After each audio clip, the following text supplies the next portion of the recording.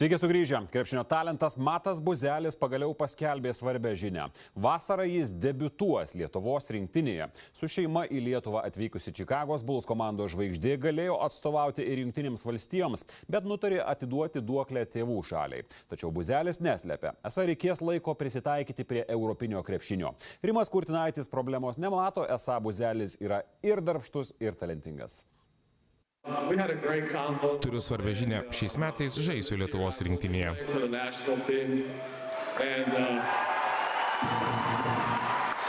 Taip krepšinio talentas Matas Buzelis išsklaido net keliarius metus sklandžiusius gandus, ar kada nors atstovaus Lietuvos rinktiniai. Treneris Rimas Kurtinaitis Čikagos Bulls žvaigždei įteikė nacionalinės komandos marškinėlius su 14 numeriu. Buzelis gimė Čikagoje, todėl ilgą laiką svarstyta, ar jis pasirinks žaisti Jungtinių valstijų rinktinėje, ar debiutuos Lietuvos nacionalinėje komandoje.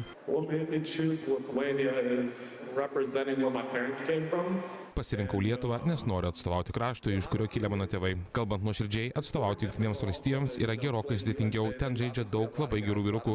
Aš noriu atstovauti savo tėvų gimtiniai. Buzelis į Lietuvą atvyko dėl šį savaitgalį čia rengiamo savo vardo krepšinio turnyro. Čia jį lydi jaunesnysis brolis Vincas ir tėtis, buvęs Lietuvos rinktinės masažuotojas Aidas Buzelis. Su Kurtinaičiu sako susipažinęs tik šiomis dienomis. Nuostabu matyti tiek sirgalių ir šiandien jūs visi atėjote dėl vieno žmogaus. Man tai reiškia tikrai daug, tai mane motyvuoja.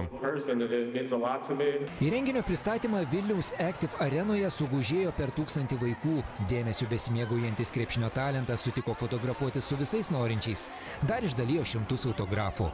Savo kelią rinktinėje jau baigusio žvaigždės sveikina Buzelį apsisprendimą atstovauti Lietuvai. Manau, tas visas toks susižavėjimas rinktinė ir hypas visas grįžo. Visi sakė, kad niekas nežais, bet prašau, visi žaidžia. Tikiuosi ir viliuosi, kad ateitis yra šviesi ir baigsis tas medalių badas. Atrankoje į pasaulio čempionatą Kurtinaičio rinktinės Liepos pradžioje laukia itin svarbus mačai su britais ir italais. Buzelis sako, kad tikrai žais pirmame lange, o dėl antrojo lango rugpjūtį Bulls žvaigždė atsakymo neturi. Kol kas nesu tikras, bet tikiu tuo, kad jeigu kažką pradedi, tai turi ir užbaigti. Bet dar reikės pakalbėti ir su Bulls organizacija. Visa koncentracija ir viskas į pirmą langą, kuris be galo bus svarbus. Buzelis pripažįsta, kad pernai nepavyko padėti rinktiniai, nes pirmi metai NBA lygoje buvo sunkus. Šiemet 21 puolėjui Čikagos klubas nekėlė jokių sąlygų.